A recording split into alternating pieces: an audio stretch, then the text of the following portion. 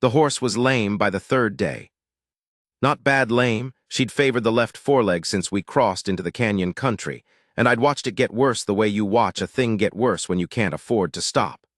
I got down and ran my hand along the tendon, and she didn't flinch, which meant either it wasn't the tendon or the mare had more stoicism in her than I did. I figured the latter. The woman, her name was Elsa Voss. She'd told me once in a flat voice like she was reading from a bill of sale. She stayed in the saddle and watched me crouch in the dust without saying anything. She'd been doing that the whole ride. Watching. Not the watchful kind that makes a man nervous. More like the kind that's cataloging something. Taking inventory of a thing she hadn't decided about yet. I didn't care for it, if I'm honest. I should tell you how this started, because it doesn't start where you'd expect. It starts with a county clerk named Hargrove and a piece of paper that said my ranch. 47 years of my family in that valley. 47 years of breaking that particular ground, burying a wife in it, burying a son in it. Belonged to the Consolidated Grazing Company of Denver, Colorado, and that I had 30 days to vacate. You've heard the story before. Maybe not mine exactly, but the shape of it. They found a technicality. A surveying dispute from 1869 that nobody'd bothered about until somebody in Denver decided the Silver Creek Valley was worth bothering about. Hargrove delivered the paper to me personally, which was a kindness I didn't ask for, and he had the decency to look at the floor while I read it. "You could fight it," he said. "In whose court?" I said. He didn't answer. He put his hat on and left. That was March. By July, I'd spent everything I had on 2 lawyers, one of whom turned out to be retained by Consolidated, and I was living out of a bedroll in my own barn because the house felt too large for the kind of man I'd become. My foreman, a good man named Cecil, stayed 3 months past his wages, and then I told him to go. My neighbor Aldous Prine, who'd been my friend since before his beard came in, stopped finding reasons to ride over. Not because he was a coward, he had his own family, his own land to protect, but because men in my position are like a sickness. People worry it spreads. So I was alone, and the money was gone, and the ranch was going in October when the deed transferred. And I was 58 years old with bad knees and a reputation in 3 counties as a man who'd lost. That's when the woman came. She arrived on a Tuesday morning in late July on a horse that was too fine for the condition she was in. Dress torn at the left shoulder, a cut along her jaw that had closed but not healed. She rode up to my barn and didn't call out, just sat there until I came out of the shadow of the doors, and then she said in that flat voice, "I was told you're losing this place." I looked at her a moment. "Word travels." "It does." She didn't offer her name yet. "I was also told you know the country between here and the Wyoming line." "I know it. I need to get to Wyoming. There's a stage road." "I can't take the stage road." I looked at the cut on her jaw, looked at the horse, which was a good animal, a bay gelding with professional shoes and the kind of muscling that doesn't come from a livery. Somebody had put money into that horse for somebody who could ride. "You want me to take you?" I said. "I'll pay what I can," she said, "which isn't much." "Then we agree on something," I said. I didn't ask who she was running from. It wasn't my place, and I'd learned enough about trouble in the last 4 months to know that the less you know of a stranger's trouble, the safer you both are. She came down from the horse and I showed her where the pump was, and she washed her face and hands and the cut on her jaw, and I made coffee on the barn's little iron stove, and we drank it standing up without much to say. She was maybe 40. Maybe a few years less, it's hard to tell with a woman who's been through something recent. Dark hair going gray at the temple. Eyes the color of creek water in early spring, that particular gray-green that changes with the light. We left the next morning. 200 miles, give or take, from the ranch to the Wyoming line. Through the canyon country first, then up through the breaks and across the long flats where the wind comes horizontal, and the grass lies down flat and doesn't bother getting back up. I knew 3 passes, one too exposed, one too slow if weather came, one that required going close to a town I'd have preferred to avoid. We took the middle one. She rode well. Better than well, she rode like a woman who'd grown up on horseback and never stopped. She didn't complain about the pace, didn't ask for more stops than necessary, didn't talk except when she had something to say, which was rare. On the first night she cooked, which surprised me. She'd found what there was in the saddlebags, salt pork, hardtack, a tin of beans, and done something with it over the fire that made it edible in a way it usually wasn't. I watched her do it and thought, whoever she is, she's lived rough before. Still, I didn't ask. On the second day, she said, the people looking for me won't come past the canyon. I filed that away. On the third day, the horse went lame. I stood up from crouching with my hand on the mare's leg, and I looked at Elsa Voss. She'd told me her name by then, and I said, she can carry light weight, but not much. We'll walk alternating. I weigh less, she said. I know. So I'll ride more. That wasn't what I said. It's what makes sense. And that was more or less how our conversations went. Not unfriendly, not warm exactly. Just two people who'd agreed on a practical matter and were seeing it through. What I haven't told you is the condition I was in. The lawyers had taken the money, yes, but there'd been something before that. 6 months before Hargrove came to my door, I'd gotten sick, the chest kind of sick, the kind that lays you out for 3 weeks and leaves you lighter than you were, and not the good kind of lighter.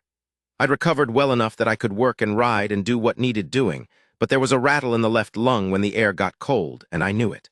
I'd known it since February. I'd told nobody because there was nobody to tell, and because telling it would make it more real than I wanted it to be. By day 4 of the ride, it was cold.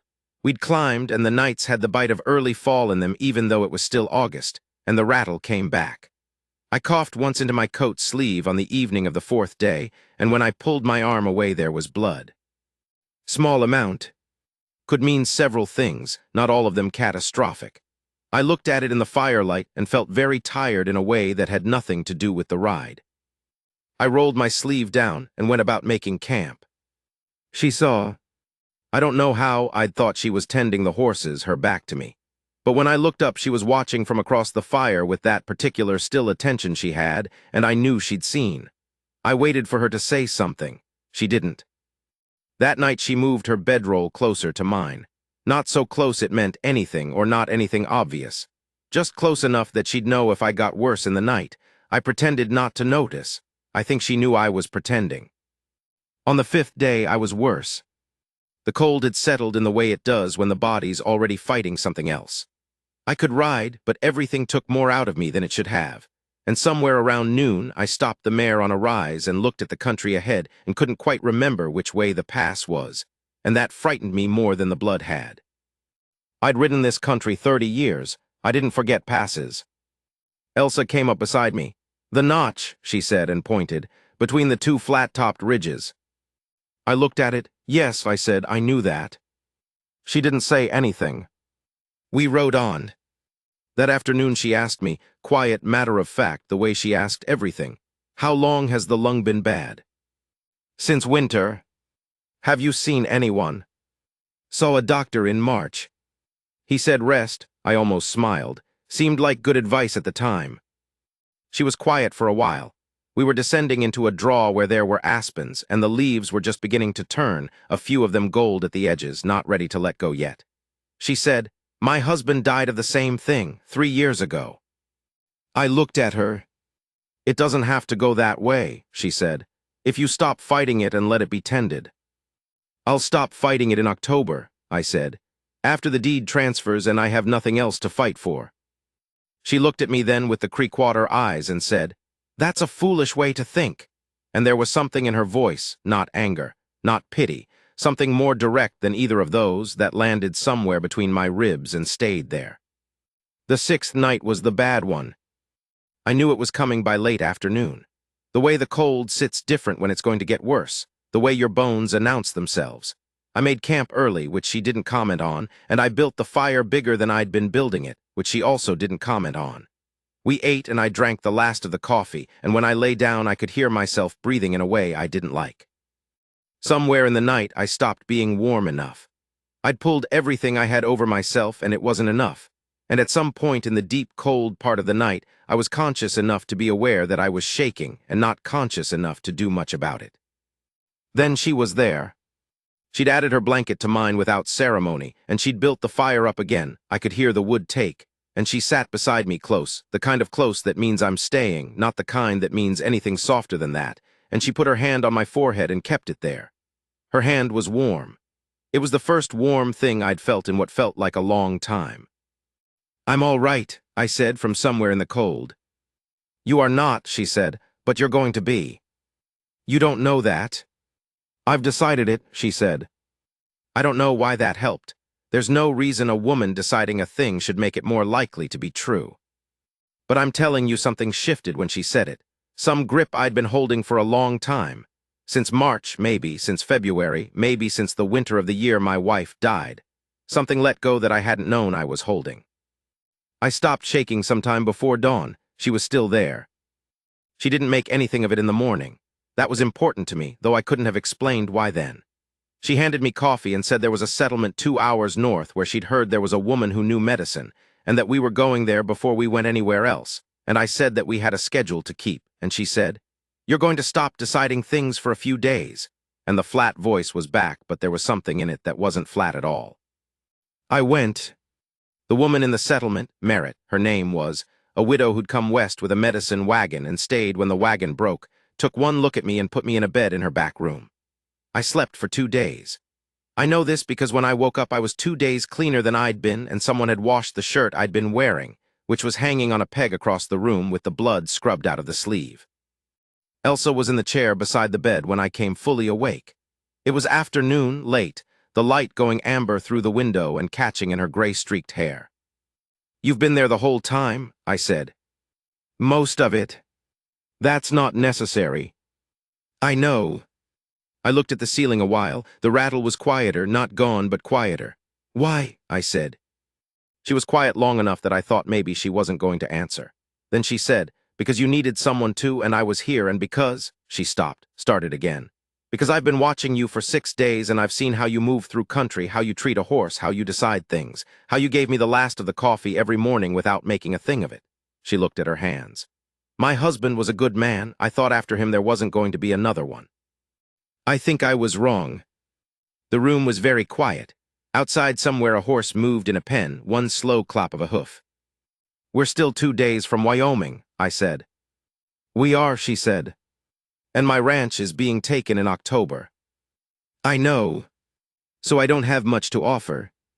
She looked up at me then, the Creekwater eyes steady and direct, and she said, "You offered me 200 miles of hard country and your coat when the cold came, and you didn't ask me a single question I didn't want to answer. I'd say that's a fair amount." I didn't have anything to say to that. She knew I didn't, and she didn't push it. She picked up her mending. She'd found something to mend while I slept. That was the kind of woman she was. And I lay there in the amber light and let myself be still without fighting it for the first time in longer than I could track. We made Wyoming on the 9th day. She had a sister in Laramie. That was what she'd been heading toward, the sister. A woman who'd married a dry goods merchant and had a spare room and had been expecting Elsa for 2 months. The sister, her name was Petra, rounder and louder than Elsa, though the same eyes, came out to the street when we rode in and stopped when she saw me and looked at her sister with a question she didn't ask out loud. Elsa answered it. "He's with me," she said. 3 words. I've had more things said about me in church than those 3 words, and none of them landed the way those 3 words landed. The dry goods merchant, a man named Halst who shook hands like he meant it, took our horses, and Petra fed us in her kitchen, and nobody asked what had happened on the road. Afterward, Elsa and Petra went into another room to talk, and I sat on the porch with Halst, and he gave me a pipe and didn't require conversation, which was one of the finer gifts I'd received in recent memory. Later, it was dark, the town quieter, a few lit windows down the street. Elsa came out to the porch and stood beside me and looked at the street for a while. "What will you do," she said, "after October?" "I haven't thought past October in a long time." She nodded. She pulled her shawl up against the night air. "I'm not in a hurry to go anywhere," she said, "after this." "You said you've been here 2 months late already." "Petra's not going anywhere either." She looked at me from the side. "Neither, I think, are you. If someone asked you not to." I looked at the lit windows down the street. Someone was up late or up early, somebody who had their reasons. I thought about the valley I'd been born in, the particular green of it in spring, the way the creek ran after snowmelt. Then I thought about the road we'd just come across, the aspens going gold, the fire built up in the deep cold of the night, a warm hand on my forehead in the dark. "No," I said, "I don't suppose I am." She didn't say anything else. Neither did I. We stood there on Halst's porch in the dark, the 2 of us, and the pipe had gone out and I didn't bother to relight it, and after a while her shoulder was against mine, just the slight settled weight of it, and I let it stay. The ranch was going to be gone in October. It occurred to me, standing there, that this was the first time since February that I hadn't felt like a man who was going to be gone with it. That was 11 years ago.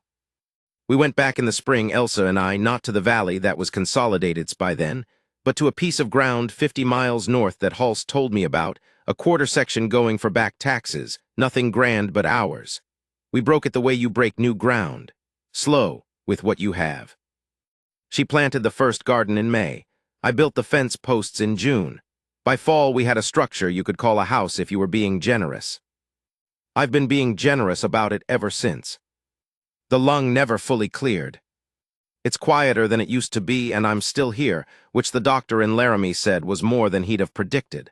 I told him I'd had good care. He said whatever I was doing to keep doing it. It's morning now as I'm telling you this. Early.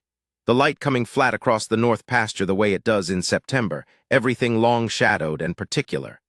Elsa is in the kitchen behind me. I can hear her moving around in there, and the coffee is on. I can smell it, and the two horses in the near pen are standing close together the way horses do when the morning is cold. 200 miles we rode without saying much. I think about that sometimes, all those miles of silence. Turned out we had plenty to say. Just needed to get through the hard country first to find out what it was.